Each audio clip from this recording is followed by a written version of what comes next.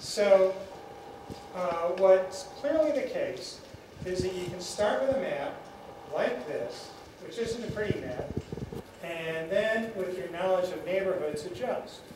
Now, one of the things that we did, by the way, is that we bred using a genetic algorithm. It's called total Darwinian solutions. We bred 116 different maps that kept the wards compact. So if one were to define the neighborhoods properly and have enough of them, say, there are 66 wards, have somewhere between 66 and 100 other, 100 neighborhoods, 150, we can use our technology and within a few days turn around a set of maps that meets the population constraints and only links together neighborhoods. And we can breed probably another 100 of those for you to choose from.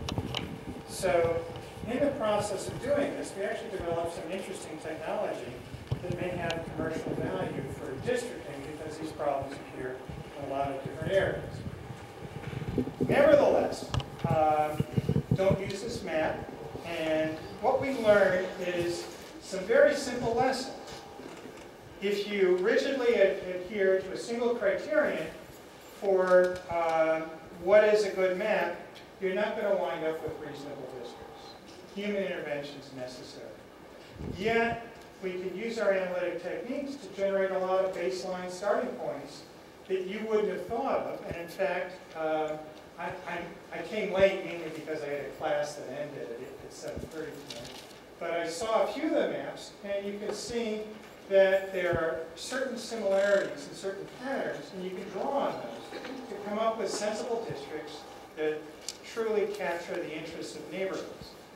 And